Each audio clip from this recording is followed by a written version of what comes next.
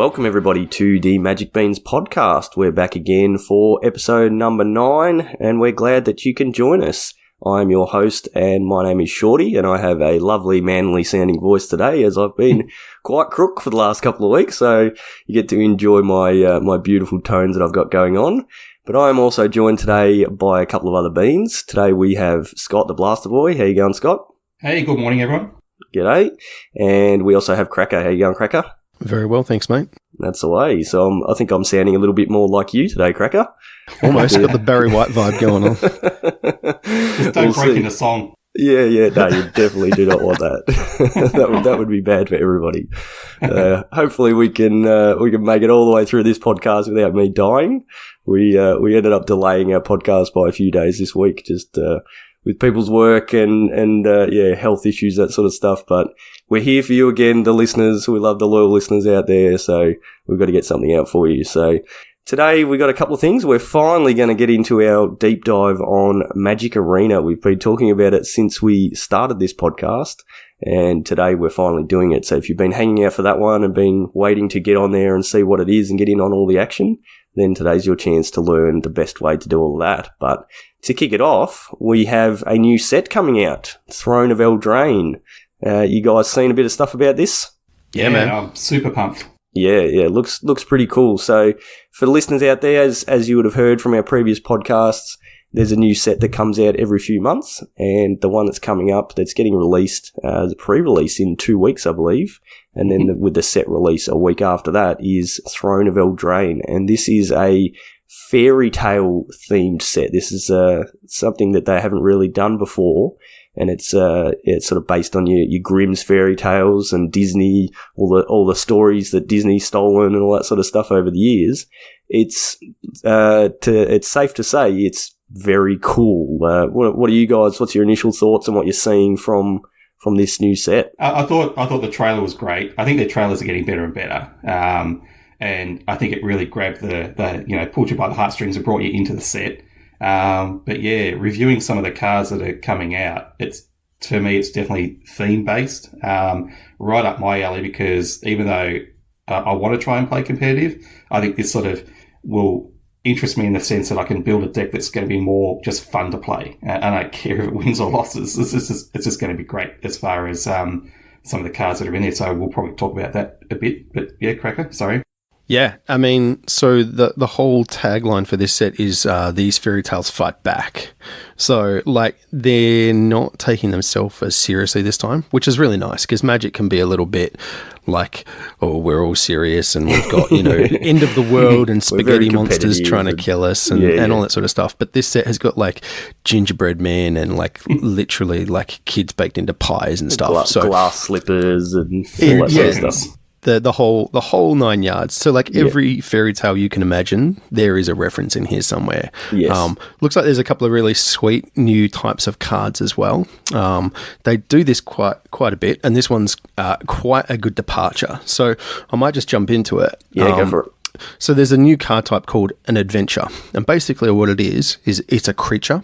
And then it also has a secondary ability on it, which is either an instant or a sorcery. So the one that's grabbed mine and a lot of people's attention is a card called Murderous Rider, which is the name of the creature, and it is 1/black for a 2/3 with lifelink, and it says, when Murderous Rider dies, put it on the bottom of its owner's library. I wish I could read. And then it has another side, and the other side is called Swift End, which is also 1/black. It's an instant, and it's an adventure, and it says, destroy target creature or planeswalker, you lose 2 life. Now, the interesting part about the adventures is it's that story thing. I'm going on an adventure, right? And so when you cast an adventure spell, either the instant or sorcery, if it resolves, it gets put into exile, and then you can cast Murderous Rider from exile. So the idea being flavor-wise that, you've gone on an adventure and then you've come back from exile, basically. Yeah. So they're actually putting adventure tokens in with the set. So I didn't know that. Yeah. So sweet. When you cast your card, you have a little adventure token, and that's where you put the card so that you know that it was on an adventure. Very cool. As kind of to differentiate it from just being in exile somewhere. Yeah. Which is, it's just another cool little thing that they're doing. So there's a lot of those kind of cards kicking around, and there's some really good ones. That one in particular we expect we'll see. Yeah. Like the one of the first ones that was spoiled was Lovestruck Beast, and yes, this is I was going to say that 100%. This is Beauty and the Beast. It's a 2 and a green for a 5/5 Beast Noble, but he can't attack unless you control a 1/1 creature. So the alternate art for this card, because there's a few different card arts that are coming out for these ones, is basically the Beast from Beauty and the Beast. Yeah. But the adventure part of this card is for a single green, you can create a 1/1 human creature token. So the theory is you've got this Beast and he can sit in his castle and he can block, but he's not allowed out of his castle to attack people unless you've got a 1/1 human, which of course is Belle from Beauty and the Beast. So just there's a whole bunch of stuff like this. I've been showing my wife all these various cards, and she's so looking forward to cracking packs of this set because it's just so flavorful. They've done such a good job. And one thing I was saying the other night is that it's not just like if you're a non-Magic player, you can look at these cards and go, oh yeah, I get what this card is, what this story is, what it's trying to tell or whatever. But they've also managed to mechanically bring that into it. Like there's a card that's the troll under the bridge and the 3 goats and the way that works mechanically and all that sort of stuff. There's a whole bunch of stuff that they've just done. They're doing such a good job of, and it's really impressive. Yeah, they've taken a really cool slant.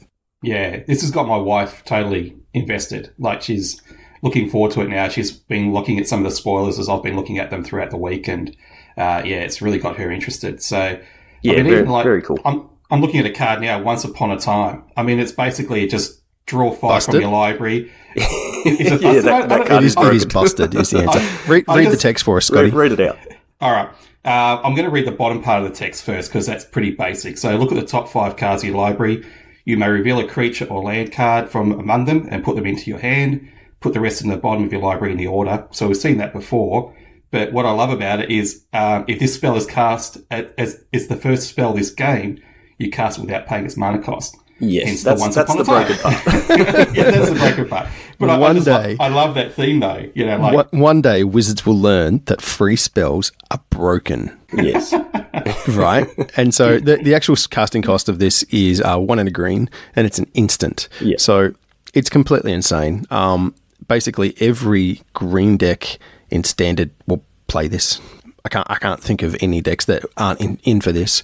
You're either hitting your land drops for free, or you're finding your payoffs later in the game. And even if you have to pay for it, it's still only 2 mana, so it's not like it's 8 still or something stupid. Card. It's good on rate. It digs 5 deep, which is super deep. And we're not even going to talk about modern because free spells in modern are just for sure. So busted card and like just amazing flavor wise.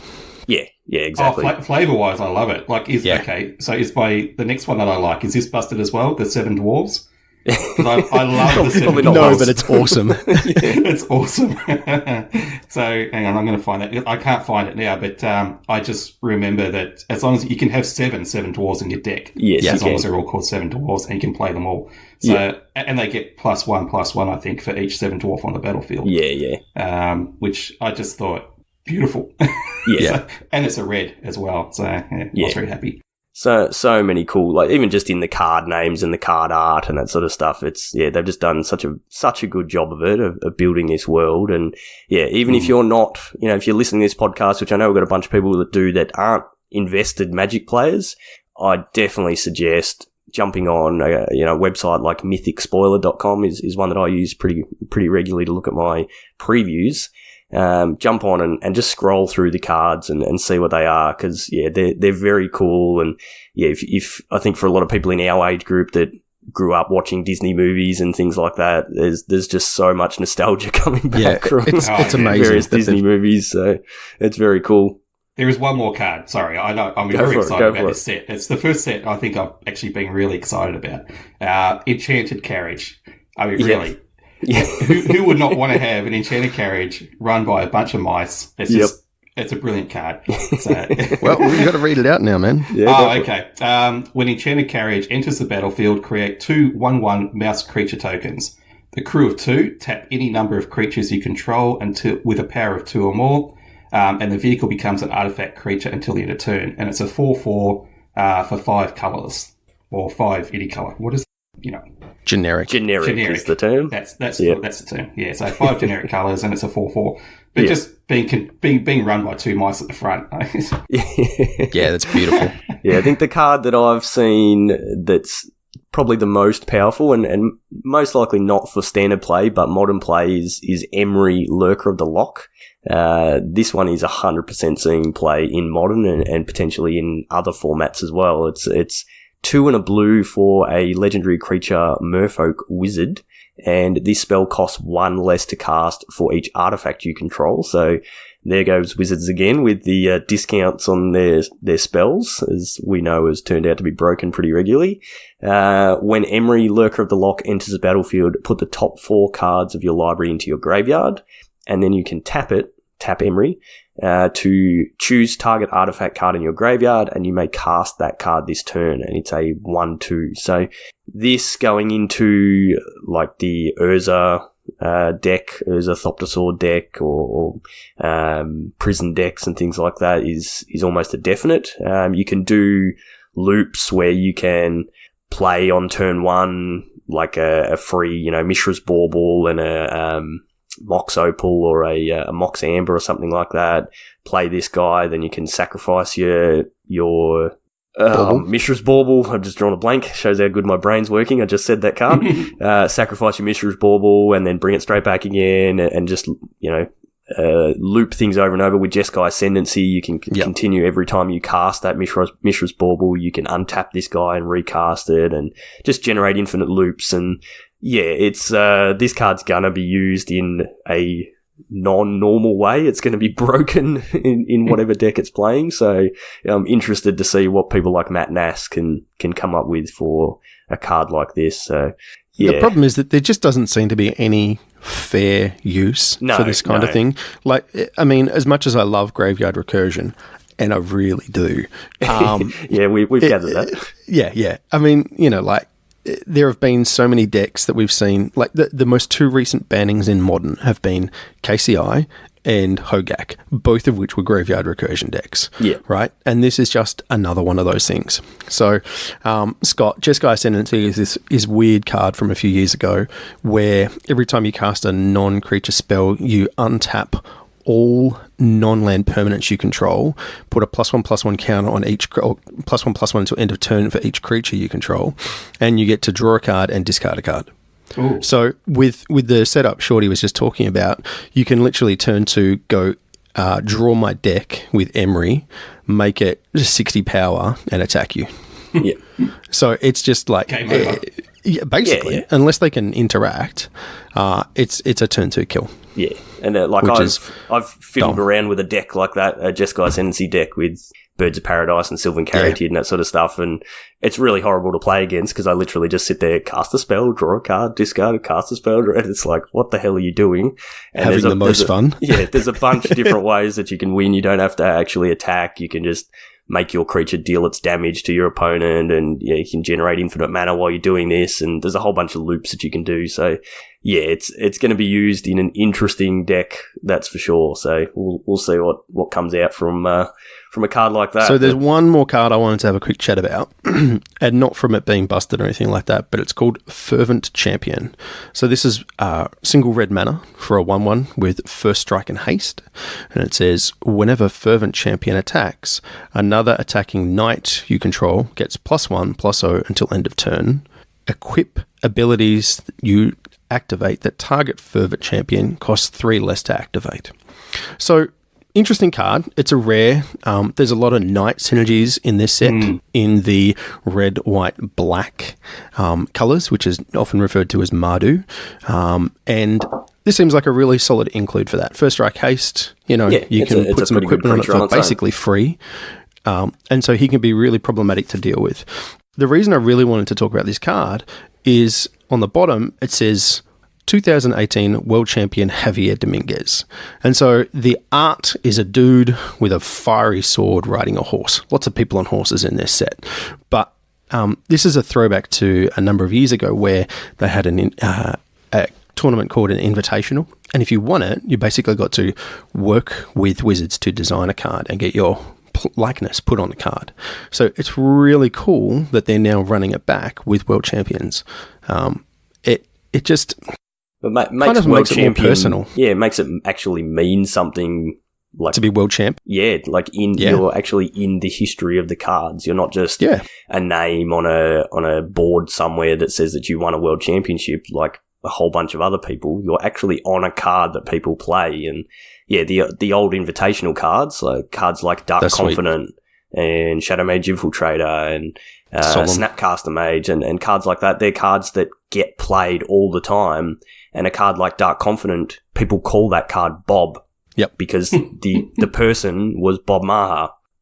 That he was the one who won the Invitational that got that card made. So rather than people calling it Dark Confident, they call it by his name. Like that's a pretty cool thing if you're a Magic player and this is your career and you know your legacy, I guess, to actually have a card where people call it by your name rather than what the actual name of the card is. So yeah, very cool to see. And the one thing that they've done on this card that they never used to do on the old cards is, like Cracker said, they've actually printed on the text on the card along the bottom. It actually says 2018 World Champion Javier Dominguez. So yeah, people know that that's your card. And yeah, I think it'd be pretty cool to sit down and play against somebody and have them cast your card against you and go, oh yeah, that's my name on the bottom of that card that's there. So the question is he now locked into mono red for like the next 12 months? You just got to put 4 of Fervent Champion in every deck. Yeah. And how good would it be if you win the 2019 World Championship with your own invitational card? Oh yeah, double it up.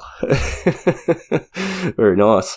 So yeah, there's a ton of good spoilers, and I think Scott mentioned before the trailer. So if you haven't seen the trailer, kind of similar to what they did with War of the Spark. Where when they sort of first started the previews, they released a trailer that generated a ton of hype. If you haven't seen the War of the Spark trailer, go back and watch that one because that one was really well made. But that trailer was probably had a bit more meaning to people who knew a bit of the storyline of Magic and some of the history of the people that were in the actual trailer. They've done another trailer this time, and this one they've just stepped it up to another level. This is literally a movie as a trailer. It goes for like 4 minutes or something like that. And you do not need to know anything about Magic to watch this trailer and be impressed and excited about this set. So we'll link to the clip in the show notes of this episode so you can find it, but 100% recommend going back and watching that. Did either of you guys watch that with your family? Yeah, I watched it with Rhonda. Yeah. I mean, I'm a gamer anyway, so I've seen so many good trailers for so many different games over the years. And for me, one of the companies that do some of the best trailers has always been Blizzard. But this is up there with that. I'm really pleased to see that Wizards are now sort of saying, okay, we need to invest a little bit of time into these things because they do have an impact, and it also draws in more people to the game. And I think this will be successful at that because it'll draw a lot of the younger players in. People that have sort of been on the fence about Magic, it'll draw them in. And yeah, I think it's a very effective trailer. It's super well done. It honestly looks like a cut scene from Shrek, right? Yeah. I mean, it's about 2 gingerbread people, and without going too much into it, like the quality, it looks like Pixar. Like it is amazing. They've done such a good job, and there's a character that kind of bursts in, and all of the like long-term Magic players is like, oh, Tim, which is really cool as well because they reintroduced a character that's been missing for a number of years and people have been wondering where he is. Yeah. So really well done for like having this sweet little thing that everyone can kind of buy into because it's fairy tales, and then you hook all the hardcore Magic nerds by reintroducing a character that's kind of well loved. So just kind of killing things at the moment. I mean, Chewy did a reaction one on that was great. YouTube channel. That was good. Yeah, with his daughter Frankie. So yeah, I think he was more pumped than Frankie was. He was way more excited than Frankie was. Yeah. I got my wife and my kids to watch it, and yeah, they definitely enjoyed it. And the kids were what's going on, what's going to happen, that sort of thing. So yeah, what did Ep09 think? Being because she plays a little bit, so what was she loved it. Yeah, she's pretty excited about this set. Yeah, I think we'll be cracking some packs together. It should be good fun. But if you can, like you said, Scott, Wizards have finally started realizing that if you can build that hype in a, like, I guess, kind of branching outside of the Magic sphere into mainstream hype, then that's only going to be a good thing for the game. Helping grow the game and helping grow the brand and all that sort of stuff. So, they've done a very good job, and I'm pretty excited to see what they do next. The other quick thing just to mention before we head off onto our main topics is they did also announce the upcoming sets for the next 12 months. So we won't go into them now. We'll go into them a bit more later, but just briefly, the next set is we're returning back to Theros, which is a set we saw a few years ago that was kind of based on Greek mythology. We're going back to there, which a lot of people are excited about the return of Elspeth, who's another much loved character from Magic history. So we'll be there. We're then going to go to a place called Ikoria, which is a monster world, and apparently they're doing their most ambitious mechanic ever, where we're going to get to build our own monsters. So who knows what on earth that's going to be. We'll then have the core set 2021, which nobody is excited about because it's going to be Teferi themed. It's just going to be a whole bunch of blue, white, and Esper control for a long time again. Yay. And then we're returning to Zendikar, which the last time we were on Zendikar, it was full of Eldrazi, but they've said no Eldrazi this time, which will be interesting. And it'll be a bit more like the original, the first time we went to Zendikar, which I actually missed when I was sort of having a hiatus from Magic. So pretty excited about that one. But yeah, that's the next 12 months of sets. That takes us basically all the way to this time next year. So yeah, pretty exciting. But we might move on and we'll get into our Blaster Watch. So, Scott, I don't know if you've been playing that much Magic in the last few weeks, but I know somebody else in your household definitely has. So, do you want to sort of take us into that? Yeah. So, my wife, Ronnie, she decided to have a bit of a look at it, and I think the podcast has probably inspired her a bit into getting in and having a bit of a squiz. So, that's been really good. So, last weekend she sat down, fired it up for the first time, and started doing the introduction. So like the what was about 30 or 40 minutes worth of training, I think it is. Yep. And I asked her for her opinion on that, just from a new player, because I did it as well probably a few months ago, but I've already forgotten what I thought of it because I'd been playing a lot of just regular ranked games since. There was a couple of things that she took out of it. She liked the basic tutorial format. She said that as far as that was concerned, it was still engaging enough for her to play it, but she did find that it was a little bit confusing sometimes at the very start, when I think she had a particular problem where one of the early games was explaining to her how to enchant a creature, and I gather, I wasn't there when she played that particular game, but I gather that it was an enchantment that probably would have gone down on the right of the actual of the battlefield, and it would have enchanted creatures on the battlefield. But she couldn't understand how she could enchant this cat that she had out, because she couldn't see an enchantment card attached to the actual cat. Yep. So the explanation of the game itself was a little bit ambiguous and a little bit confusing, and she didn't quite understand what that was all about. So at that point, the game virtually just takes you through the process. I think no matter what you do, you can't do anything wrong during the tutorial. It's going to... The end game is always going to be set up for you anyway. Yeah, I think that the decks are all stacked and everything happens in a set order, which is kind of something you need to have happen when you're trying to teach somebody how to play properly. And I think a few years ago they actually had physical decks that you could buy, like new player decks. That's how I learned. That came like with a set order that you would play them in, so it could teach you how to play, which is, with Magic, because of how complicated it is, if you're trying to teach somebody and you're adding into it the variants, then it makes it quite hard to teach someone. But, I mean, she got through the tutorial, and she's now sort of at the stage where she's building up her mastery tree and unlocking each colour as she goes, and she wants to sort of focus on that as well. And that's a good idea, because it actually gives you more cards as you go, and it buffs your deck up for each time that you get past a certain phase. So, like I said, she's playing now. I think she is. I don't know if she's stopped playing, but she's playing as we speak, and there was a big update, so I don't know if that put her off. But I sort of asked her, I said, do you think you'd play it again? Because she's very invested into her other games. And she used to be very invested into the other card game that we won't mention. So this podcast has drawn her back into TCGs, I suppose.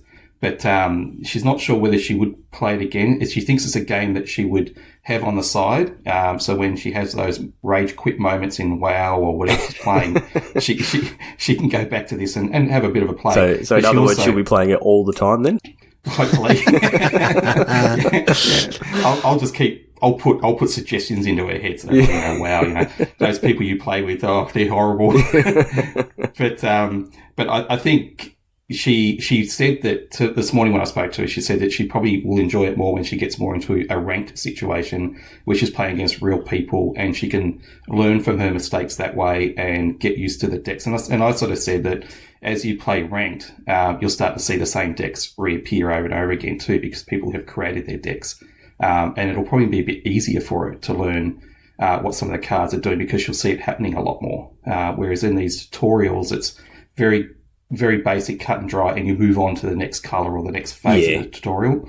Whereas you play in a ranked game, I mean, the amount of times that I've come across the same types of decks in ranked, that you get to know what those decks are, even if you don't know what they're called, but you have a feel for what's going to happen. And I think it's a bit of a juggling act, I guess, from like Wizards' point of view. They've got to find that balance of you don't want people. You're going to have people that want to just jump in the deep end and give me my deck and let me play and whatever, and I'll figure it out as I go. But then you have other people that if that's the only way to get into the game, they're just going to get scared off because they're not going to know what's happening and they're just going to lose a bunch of games really quickly. And then it's like, oh no, I don't like this game. And then they never play again. So I guess from their point of view, I wouldn't want the task of having to design that process because it's pretty hard. Like I know when I was teaching my daughter Ebony how to play Magic, the first probably 20 games that we played, I effectively let her win by not playing things probably how you should be playing them to give her a chance to learn and get excited and all that sort of stuff. But if you're playing against a random person on a ranked ladder on Arena, they're not going to be letting you win. So it might not be a very enjoyable experience. Well, maybe that's what I'll do. If she's still interested, I might set up just a couple of special invite games and the two of us can play, even though our monitors are literally side by side, so she could cheat if she wanted to. Do a bit of ghosting. But at least I can then do that, sort of run through some actual competitive type games, so she can sort of see what sort of decks she's going to come across and play that way. Yeah. But look, I asked her if she'd play again. I think she probably will. It just depends. It's just going to be. It's like with us. It's time issues. For her. Yeah. And when you've already got a bunch of commitments to other games, that makes it a bit hard. But hey, I'm happy if she's even just firing it up is an achievement. Well, it just helps that she's got some understanding of what you're talking about now, right? And because it's become such a big passion of yours, having her have some frame of reference and understanding, like even just a little bit, that just helps, right? Because it means you don't feel like such, there's a whole section of your conversation you just can't have with her.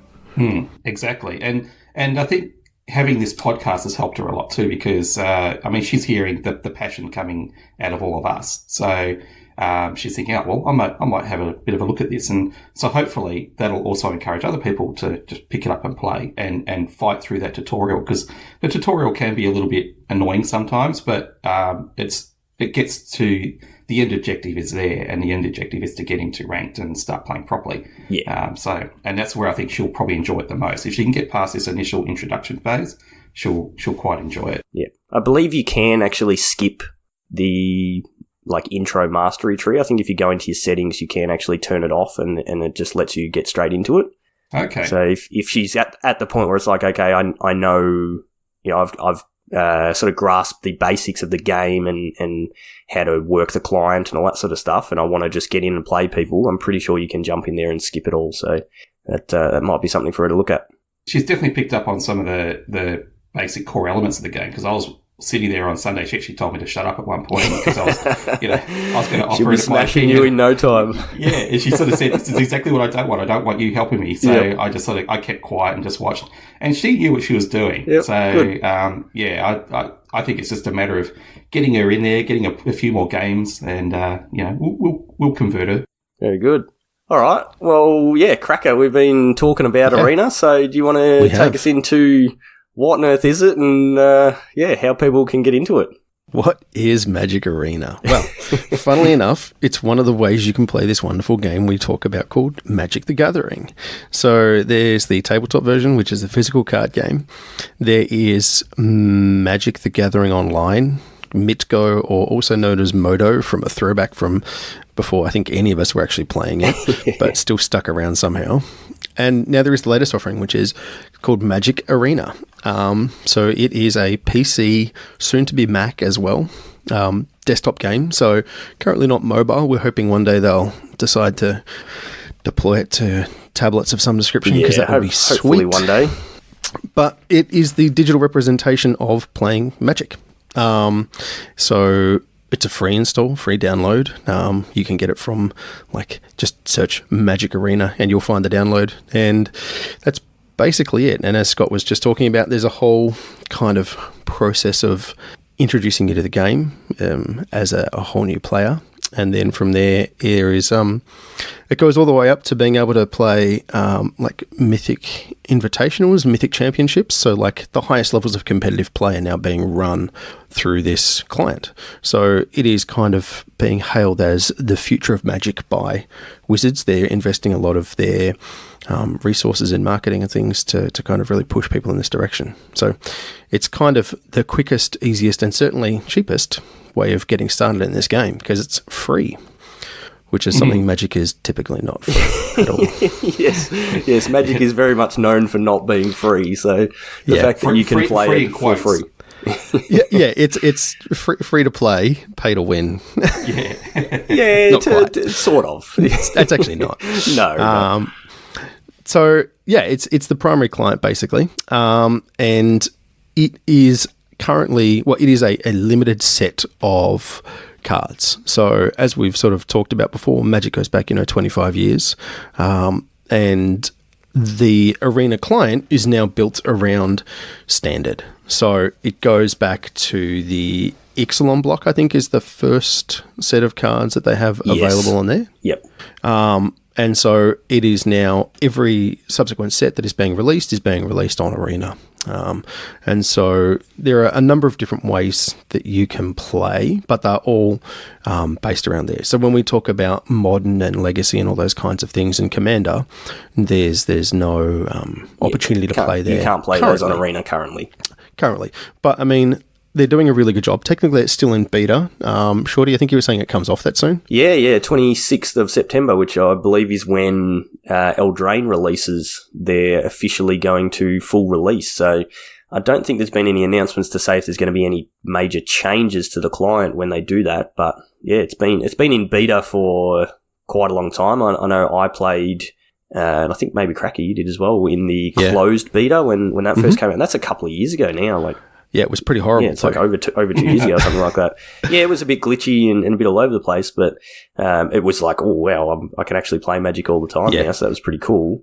And then they opened it up to an open beta, and it's basically been in that for the last I don't know, 18 months or probably more than that. And even though it's been in beta, they've been still running major tournaments and things like that, which is a little bit different, but I think the other card game that we don't mention on this podcast that did a similar thing, I know they were in beta for quite a while as well, so I guess that's just what games do these days, and I guess it's a little bit of a way of them saying, oh, no, there's this issue with the game, but, we're still in beta, so we'll figure that one out. And it's a get-out-of-jail-free card is what it is. Yeah. So, full release in a couple of weeks, which is pretty cool.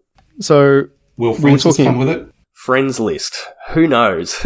We'll get to that. We've got a list of things to sort of to chat about, and that's one of Scott's bugbears, which we'll let him rant on a bit later. So what can you play on there is one of the questions we've got. Well, there's a few things. Scott talked about ranked a few times, and basically there are constructed queues, there are ranked queues where it is based on the standard format. So there are rules around the decks you can play and the cards that are allowed. So maximum of 4 copies of each, except for a couple of weird exceptions. And it is the standard banned and restricted list. So, which there's currently nothing in the standard banned and restricted list. That's for best of 3 at least. That's true. And so best of 3 and best of 1. So there are multiple ways of playing, but there's ranked, which is the competitive queues. So that's where you'll hear people talk about and us talk about, it goes from like bronze, silver, gold, platinum, diamond, mythic. Yes. I think is the right order. Yep. And once you're up into like the mythic ranks, you'll see if you follow any of the like Arena Decklist podcast Twitter account, you'll see all of the high-end pros are up in the mythic ranks. And so if you get up into those like diamond, mythic, you are literally playing against like the very top players in the world. Yeah. So you can play like super competitive standard Magic with full sideboards and all the full rules engine through this interface from the comfort of your couch, which is sweet. There's also a few other options where you can just play against the AI. So there are options to practice. If you've got a new deck, you're kind of brewing up and you want to see how it actually plays out, then you can launch up against just the Arena AI, and it'll bring a deck of its own description, and, you can kind of battle away. And there are also the casual, I guess you'd call it. There's just kind of free play, basically, where it doesn't cost you anything. You can kind of grind through some of your daily quests and things where you've got to cast a certain number of spells or play a particular land. And, you can kind of get some gold and some experience through there. There's also Draft. So Draft is a little different on Arena, and we might get Chewy to do a bit of a deep dive on this at some point, because that's kind of one of his favourite things to do. And if you've checked out any of our YouTube videos, there's a bunch on there. But it's drafting against bots. There's a couple of choices. So there's always the current release available as a draft option. So currently that's still M20. But they also do a bunch of other events that roll through to keep people interested. So I'm just having a look. There's been a play standard 2020. So restricted deck lists, free entrance, you can win some gold and stuff, and it kind of gives you a few different play options. There's been things like Omniscience Draft, which is this weird card where you basically can cast all your spells for free. You don't have to worry about lands. So they do a few different things just to kind of keep it interesting. So the benefit of being a digital client is that they can put out an event, which they run all the time. There's usually at least one going every week, and they have special awards or rewards and things like that. But being a digital client, they can put out a rule set and say, okay, you're going to play Magic, but there's this caveat with how you play the game, where you get a treasure token every turn, or you draw extra cards, or whatever. There was pauper only. Yeah, they can just do that because it's very easy to enforce, and the game does everything for you, and it won't let you join the event with a deck that you can't use, and it gives you a treasure token at the start of every turn if that's what the event is, or whatever the thing is that's going on. It does all that for you, whereas trying to do those things in paper is just super complicated. It's almost impossible. Yeah. And that's why, like, stores run some random events with some random things very, very rarely, and they're probably not very popular. They might do like flashback drafts occasionally and that kind of thing, where they'll grab, boosters of an old set and let you draft one of those, but it's still the normal kind of it's still Magic, right? It's just different cards. Yeah. Whereas Arena gives the option to do some truly wacky things, which is really cool. It lets you change the rule set or some fundamental things from Magic and test them out. And from a player's experience point of view, that lets you play something cool and different that you wouldn't normally get a chance to play. But I reckon from Wizards' point of view, it also lets them test things, because I reckon they probably use a lot of that stuff to test for future cards, or it gives them the option to do that. I don't know if they actually do, but they can tweak a rule and try out something a little bit funky and go, all right, do people like this? Do people hate it? Does it work? Does it break? How do all these things play out? And then they can use all that data for things for the future, because they're obviously going to see, if they run a special event and it's crazy popular, well, there you go. That gives them a little bit of information. If it's not popular, then that's a bit of information in a different direction. So yeah, it's very cool from the various things and options that they can run for that sort of stuff. Yeah. So what else is there, Scott? We might let you loose on some of the other things here. So Scott. Tell us about friends. Friends list. How long has it been in beta now? 2 years. Okay.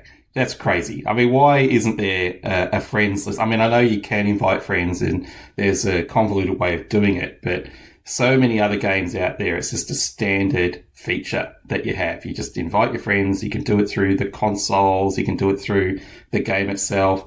I just don't understand why it hasn't been incorporated yet, that if you've got a basic friends list, you add them and you can invite them anytime they're on. You can see when someone's online.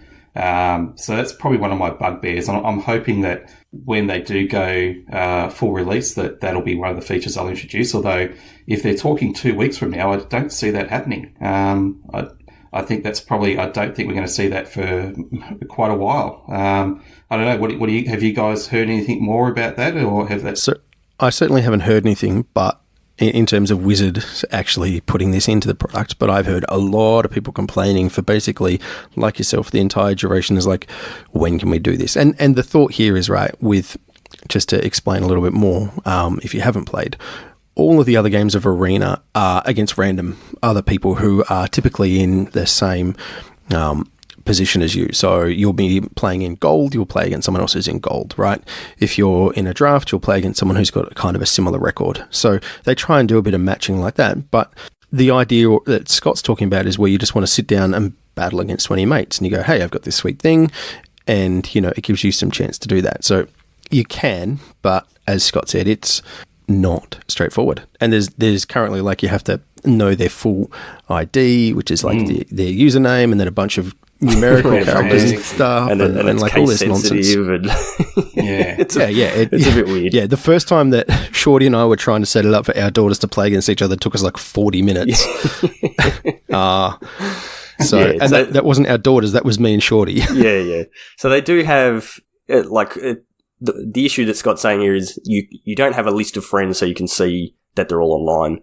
The client does have the ability to challenge your friends, but like Cracker said, you need their specific ID, which if they are your friend outside of the game, then it's not that hard to communicate and organise that. But for a game that's this popular and has been around for this long now, that should just be native in the client that you can do that sort of stuff, because that's what pretty much every other game does. They do have Discord integration now, so you can, if you are on a Discord channel with your friends, you can challenge through Discord. So that does work, but yeah, it is a little bit silly that they've come this far and they don't have a simple thing like that. The other thing that people complain about along that sort of vein is that you can't chat to people during the game, which I don't really care about personally, but some people do. I'd probably prefer to not have it. I get annoyed when people try and talk to me all the time if I've ever played on Magic Online. So yeah, it doesn't really bother me. But you can emote though, right? Yes, you can, and people do which you like can turn to spam off. That. Yes.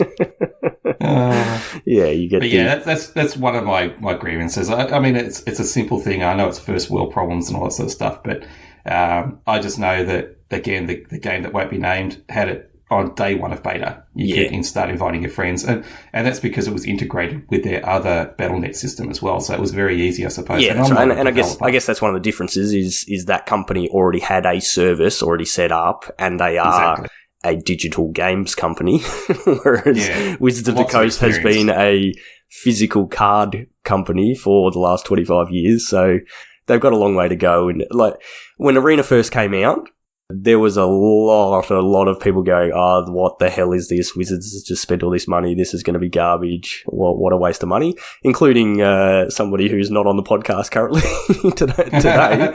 But after a little while, that's kind of turned around, and yeah, everyone's still got their little complaints. But I think the general consensus overall is that this is a really good product, and they've done a very good job just to get it to where it is now. So.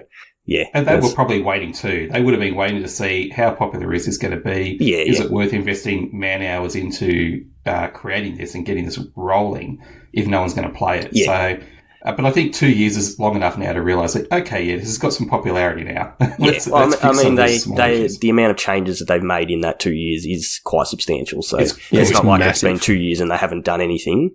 And to be honest, if the changes that they've made are at the expense of them doing a friends list, I would much prefer that they've done the things that they've done rather than doing a friends list, because I don't care that much about it. Yeah, and like you said, there are ways of working around it anyway. It's not like there's just no way in the world you can play with a friend. Yeah, exactly. Yeah. All right, so Cracker. Yeah. What are the currencies in the game? So how do we, and I guess that kind of leads into the other part of getting cards. Do I have to spend money to get cards? How do I get into this? Yeah, am I pumping money in all the time, like buying physical packs where I've got to literally buy boosters with cold hard cash? Pretty much. Yeah. So you don't have to. And to in full disclosure, right? I've spent currently $5 US on Arena. So nice. I signed up. Yeah. So and that's been like a deliberate thing to just sort of see kind of how far you can get with doing it, and there are some real limitations, and we'll jump into all that. But basically, so you've been playing for like 2 years, and you've spent $5. Yep. Okay. What? Cool. Yeah. Oh dear. So there was the I don't know if it still is, because when we started playing, you know, they've changed some of the things. The new intro thing that Scott was talking about is a lot more comprehensive now than when we first started playing. But basically, when we joined, you played through a series of challenges and you kind of earned a different deck. And each of those decks had a number of different cards in it, and some of them were good and some of them weren't. But you could play those decks and earn gold. So gold is the primary in-game currency that you will get as you progress through daily quests and things. And we touched on that before, but you know, you'll log into Arena and there's a little interface and it'll give you up to 3 daily quests that you can do. And it will be things like cast 20 blue or red spells. And when you complete that, you'll get 500 gold or 750 gold. And then in-game, you can turn that currency into either packs. So there's a store where you can go and buy, you know, like a pack of whichever of the sets are available for 1,000 gold. Or you can then use that to enter events. So like a draft, for example, you can do, which will cost 5,000 gold.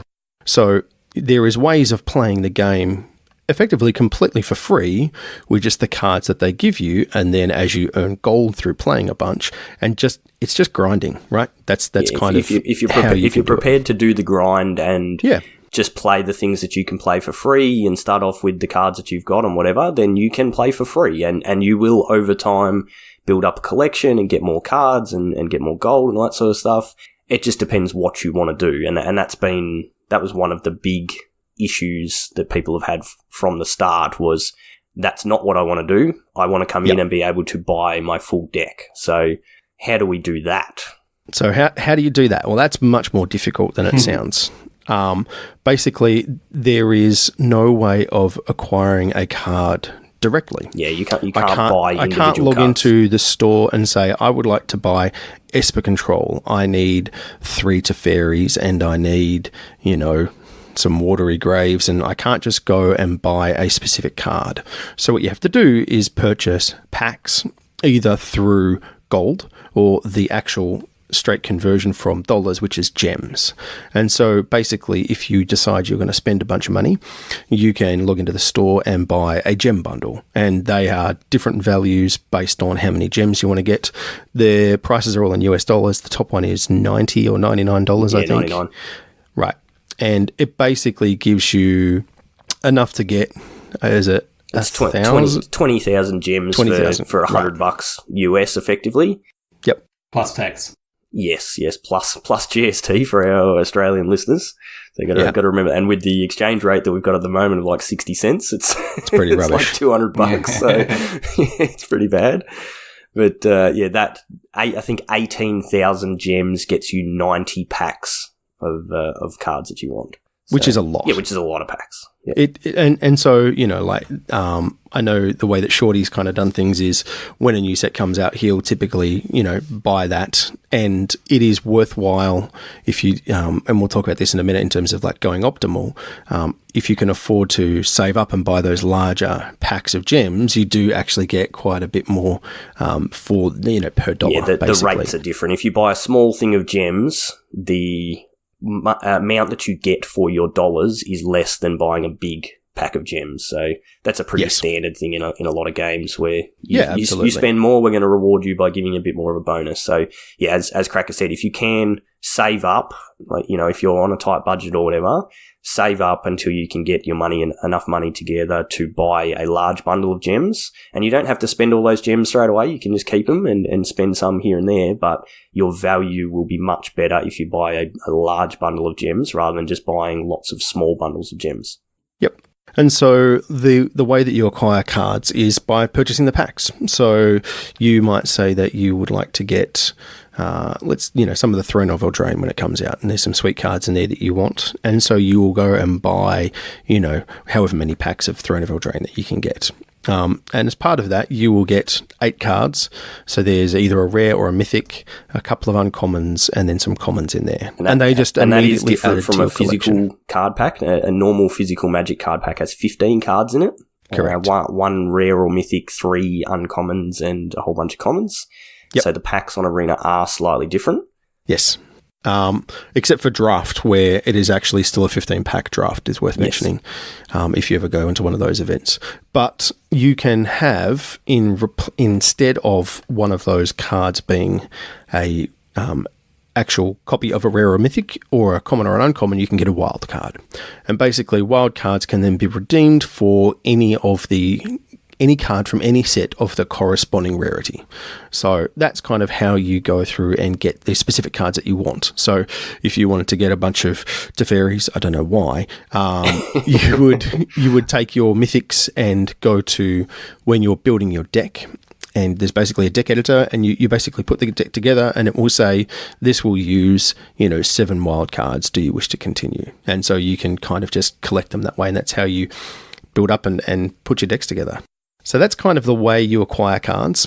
There's a whole bunch of other stuff that you can do. Wizards have been actively adding things that make them money instead of friends lists. So there's been a lot of cosmetic things. So you can buy card backs and fancy avatars, and there are like premium versions of cards as well. So which do actually look really cool. They're beautiful. So they're called card styles. So you can earn them through rewards and things, as well as purchasing them through the store.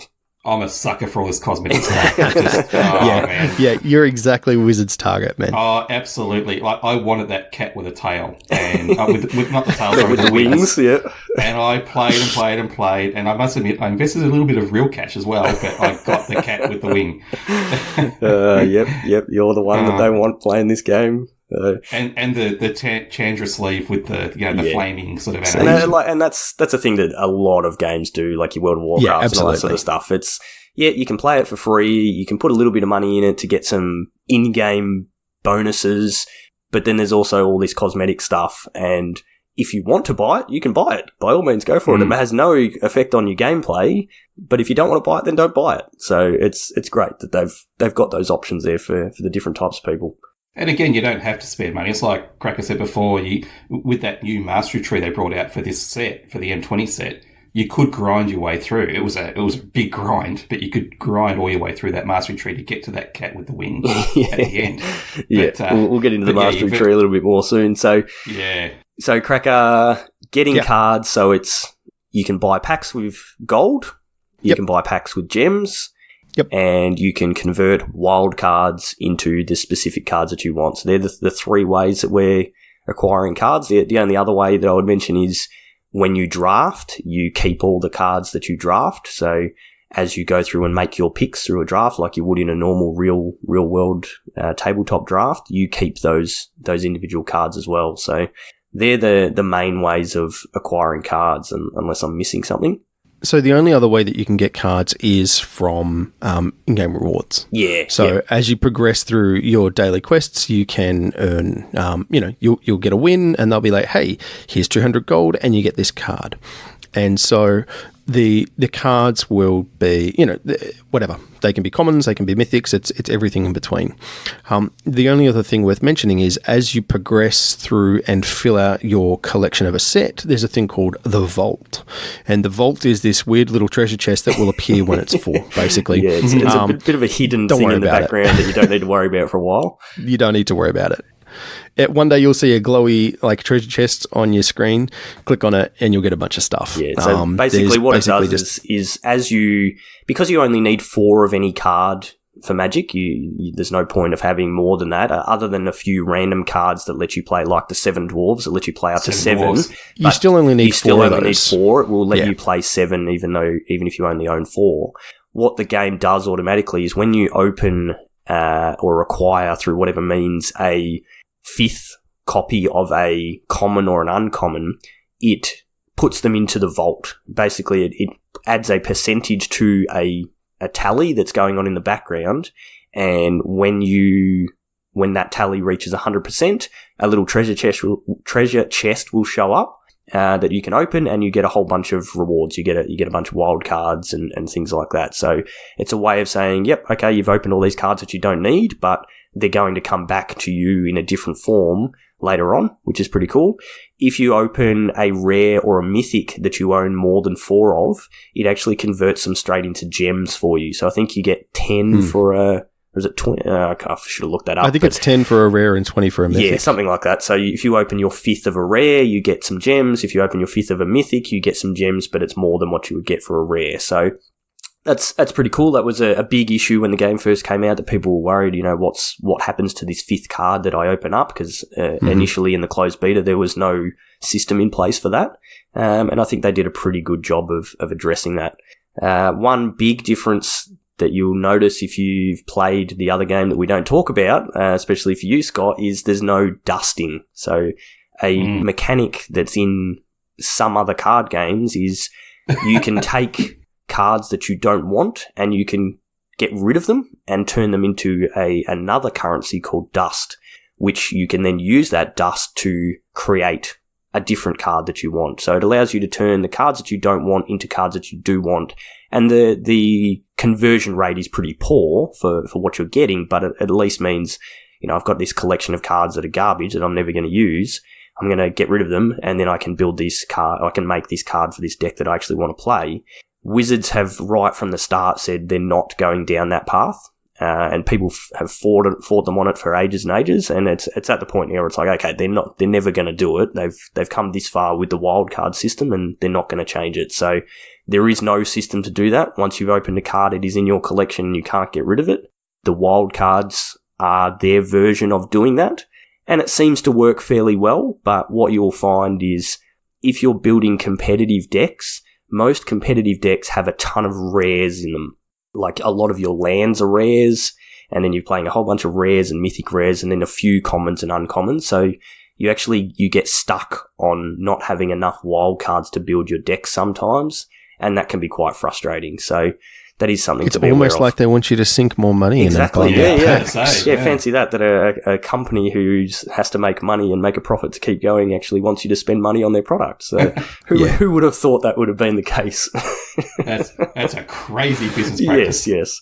So the other thing you've mentioned it a couple of times, Cracker, is the play, like ranked play. That is the ladder, as most people call that. You want to go into that a little bit more?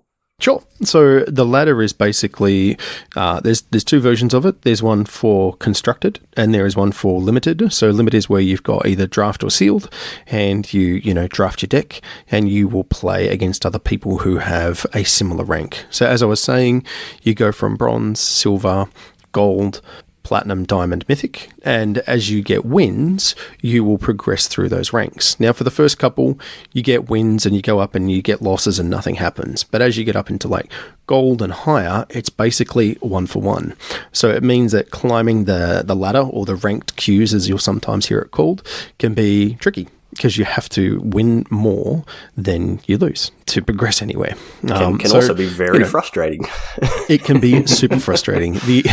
The amount of screenshots that have flown around our Discord where it's like, yes, I'm about to break through to the next level, and then 10 minutes later you're down 4 levels from where you were is it happens, right? And that's part of the nature of the game. But that's where you'll find, as Scott was saying, you'll start to see like similar decks over and over, and that's where you'll find what people call the meta decks, which is where someone, like a pro team, has come together and worked out what are some of the most powerful things you can do in standard, and people will net deck is the term, and they'll go onto a site like MTG Goldfish or something like that, and they'll find these deck lists of super powerful strategies. and take those and play them because they want to win, and they're built to give you the highest percentage chance to win. So that's kind of where you'll come across those, particularly in the constructed queues. Yeah, and just a couple of things to mention on the ladder. So each tier, so the bronze, silver, gold, and so on, they all have 4 stages to them. So you build up, you start in bronze 4 and you win enough. There's 6, I don't know what you want to call them, levels. Sub-levels or something like that. In each tier. So once you get 6 wins in bronze 4, you then go to bronze 3 and get 6 wins in that. You go to bronze 2 and so on until you get silver and make your way up. You can go up and down through those all the time, but you can never drop from silver to bronze. You can never drop from gold down into silver. So once you hit an actual coloured tier, you're set in that tier, which is handy to know. Because that's why it's extremely frustrating. You get up all the way up to gold 1, and you've got 5 wins, and you just need 1 more win, and you get up into platinum, and you just can't get there. Because as soon as you get there, you're locked into platinum, and you're set. And you kind of gives you a little bit of breathing space. The other thing is, as you go up a level in each one of those things, so if you go from gold 4 to gold 3, you actually get a little buffer. So when you first go into gold 3, you have a 3-game buffer. So if you go to gold 3, you're flat gold 3, and you lose 2 games, you actually don't drop down to gold 4 until you lose that 3rd game. So I was wondering about that. Yeah, so it's handy to know, and it's nice to have that little bit of a buffer sometimes. And it means if you lose that 3rd game and you drop from gold 3 down to gold 4, you only lose 1 point. So you're down gold 4 with 5 wins, effectively. Once you win that next game, you go back up to gold 3 and that buffer resets. But as soon as you win a game, so if you go into gold 3 and you win 1 game and then you lose 5, you drop way back down into gold 4. And this is what frustrates people all the time. You get way up really high in a level, and then you lose 5 or 6 games in a row and you drop so far back, and it's just so demoralizing. So yeah, that's just a little something to be aware of. The other thing worth mentioning about those is Magic Arena runs on things called seasons. And season is typically, it's a month-to-month thing, right? Yeah, it resets at the month. From memory. Yeah. And so basically at the end of a season, it will say, hey, congratulations, you were, gold 4, you get 200 gold and 2 packs. Yeah, the rewards are pretty garbage. They are, but I mean, they're kind of just a free roll, right? You were going to play anyway, so you just kind of get this little thing at the end. And then based on where you were, it will then say you are starting the next season at silver 1 or bronze 0 in some cases that I've had. Where you just, if you don't play and you don't kind of rank up at all, then you got to start right at the bottom. So if you get all the way up into the mythic ranks, then you can start, I think, some cases you start, like high diamond or something like that. So you don't have to start from bronze every time. You don't drop all the way down. So the idea is, it's to reward you for your consistent gameplay. Yeah. So what that means is, like one of the things you're aiming for and why people try and get into Mythic is if you can get into the top 1200 in Mythic, you actually qualify for another tournament, which is a qualifier for one of the Mythic Invitationals and the PTs and things like that. So that's kind of what everybody's aiming for, top 1200 to get that. But if you had to start from bronze every season, that would be quite frustrating trying to work your way up. But what it allows you to do is if that's your aim, if you want to try and get into Mythic and do really well, you can actually build up over a few months. So you can go, all right, this month my aim is to get into gold. So then when the month ends, you drop back to silver. Next month, my aim is to get to platinum. So when that month ends, you drop into gold and so on. And you can actually build up over a few months so that in 3 or 4 months' time, you're starting from a good spot. And then it makes your run a bit easier. You don't have to grind quite as hard to get up into Mythic. And then once you've been in Mythic once, as long as you continue playing, you're going to start from platinum or diamond or something like that every season.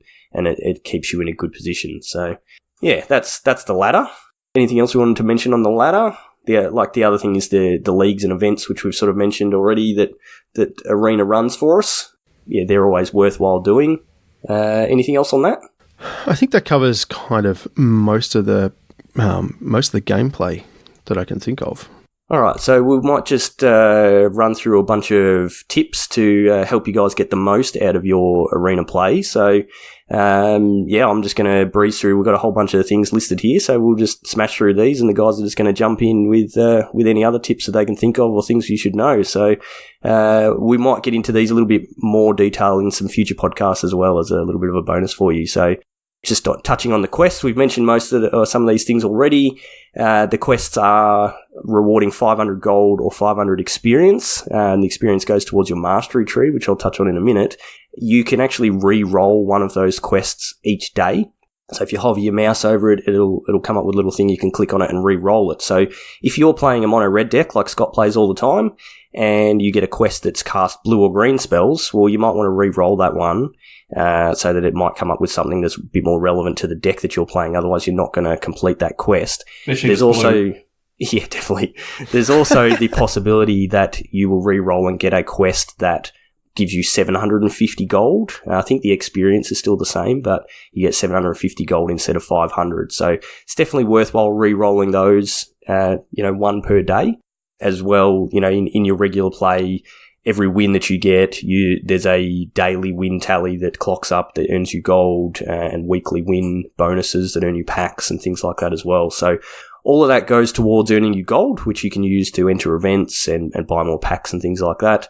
But the experience goes towards your mastery tree. So yeah, we've mentioned that a few times. It's something that you get automatically, and it's the experience counter, I guess, or experience tree that is set in place automatically, and you just play games and you go up experience, and every second level, basically, you get a pack or you get a reward or something like that. So it costs you nothing to do, and it's just a free thing. So that's very handy. But there is also something called a mastery pass, and you bought the mastery pass this time, didn't you, Scott? Yep.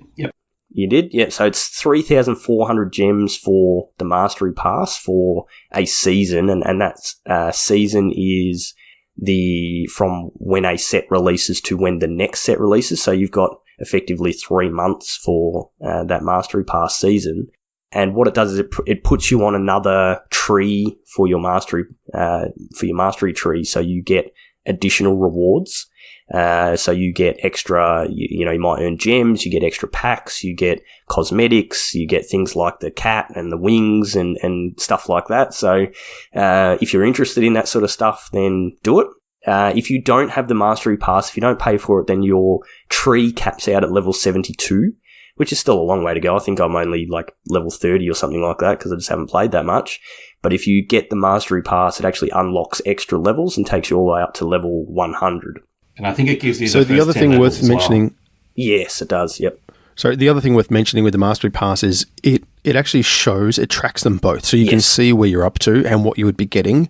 And so one of the tips that I've heard a few people say is don't necessarily buy it straight away if you're not sure how much you're going to play in a period. And if you get kind of 2/3 of the way through the season and you realize that you're up to like level 60 already and you want to be able to unlock all the goodies, then you can, and you pay for the mastery pass and it will backdate. Basically, it gives you all of the rewards at once. So you don't have to invest those gems up front.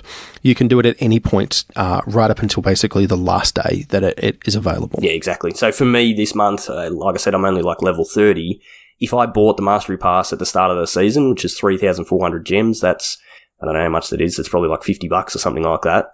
It would not be worth it because I'm only level 30 and I'm not going to get there by the end of the season, which is in 2 weeks' time. So it would just be a complete waste of money.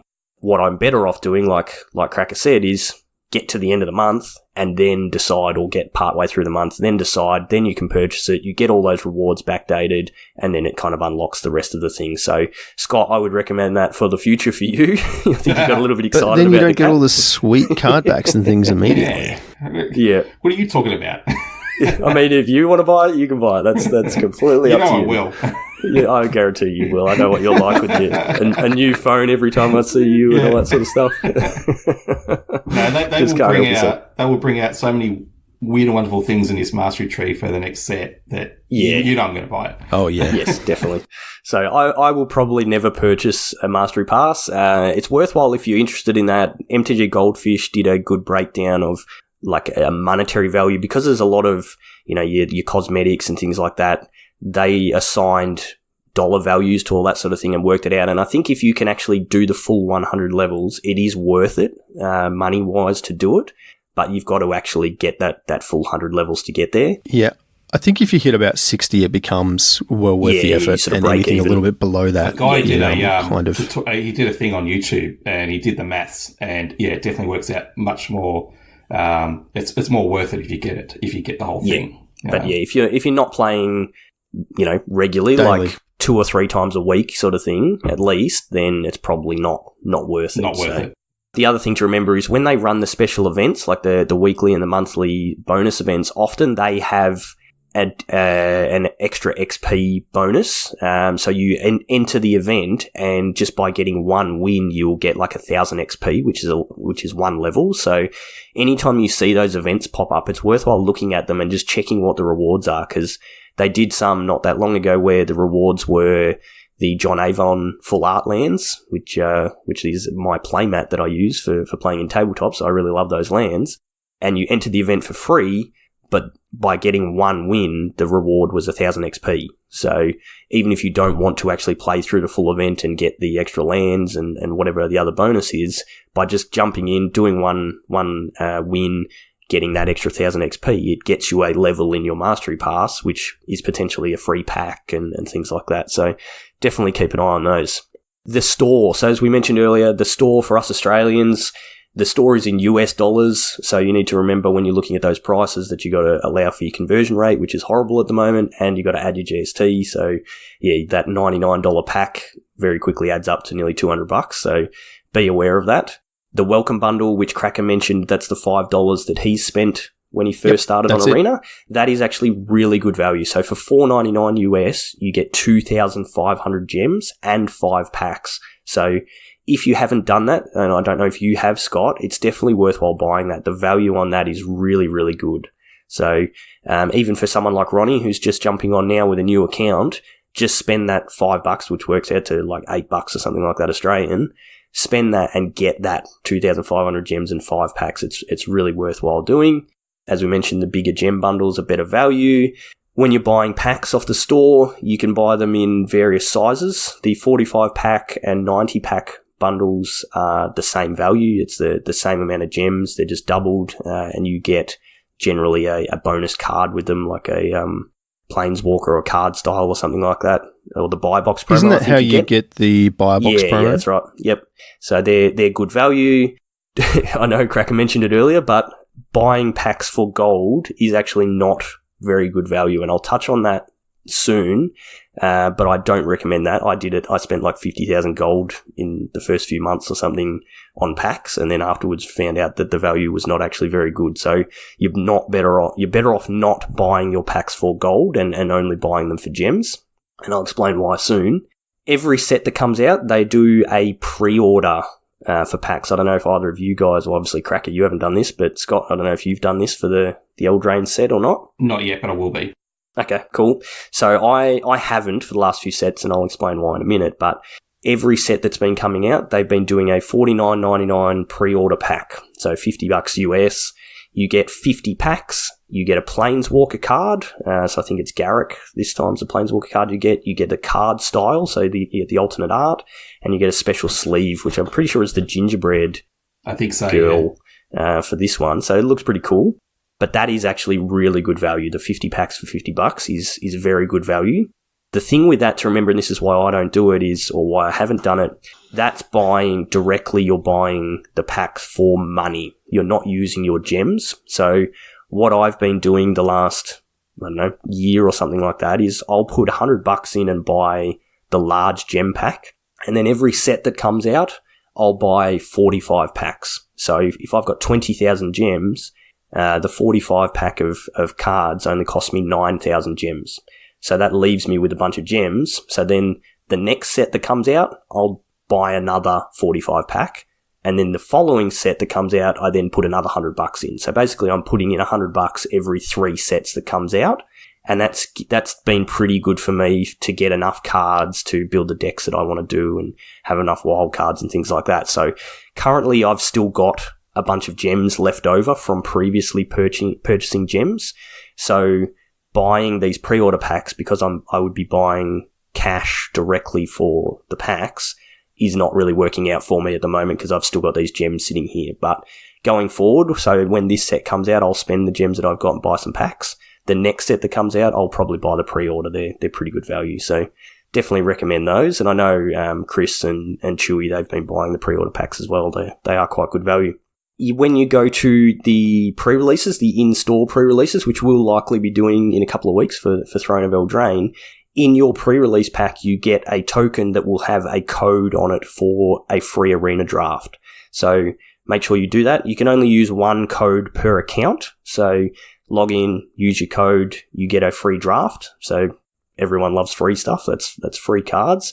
If you go to multiple pre-releases, give your card that you're not using to a friend of yours so that they can jump on Arena and do it as well. So it's they're pretty handy, and they've been doing that for a few pre-releases now, and it's pretty cool. You get a little draft token that you can use whenever you want. So I've got one just waiting to be used at some point. Well, so there's no time limit on them? I mean, while the set is available to draft, basically. Okay. No, it's not. It's not actually set related. It's just a token, and you can use it whenever for any draft. Okay. It just gives you an entry into a draft, so you can clock them up, and then when you find a set you want to draft, then you can go ahead and use them. Cool. Ranked constructed play. So the ladder that we've been talking about, it costs nothing to enter. So there's no gold entry fee, there's no gem entry fee or anything like that, which some of the events and things that you do have, but you earn gold for your wins and your experience, which add to your monthly rewards and all that sort of stuff. So playing ranked is a really good way to earn gold, which gets you into other events and all that sort of stuff, and then you get your monthly rewards for whatever rank you end up as well. Ranked draft. So this is what I was mentioning before. When you do a ranked draft, which Cracker mentioned costs 5,000 gold to enter. So 5,000 gold, pretty easy to get through doing your regular weekly quests and things like that. The ranked draft is best of one. So you do your draft like normal, but then you're playing best of one games. So you're only playing one game per opponent. So for 5,000 gold, you get to play, you get your rewards. As you play through your draft, you basically get up to 7 wins or 3 losses, whichever comes first. So you can have, 6 wins and then you get your third loss and then you're out of the draft, or you can go 7-0 or whatever, but either 7 wins or 3 losses.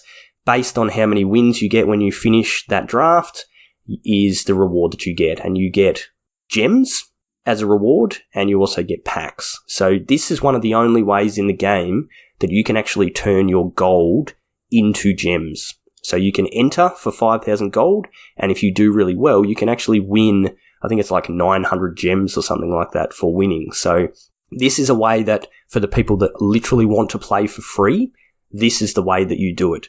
You play your constructed events to get your gold by winning your weeklies and your dailies, and then you play your drafts to turn your gold into gems, and then you turn your gems into packs or other events or things that you want to do. And that's literally how you can play this game completely for free. So that is the best way to do it.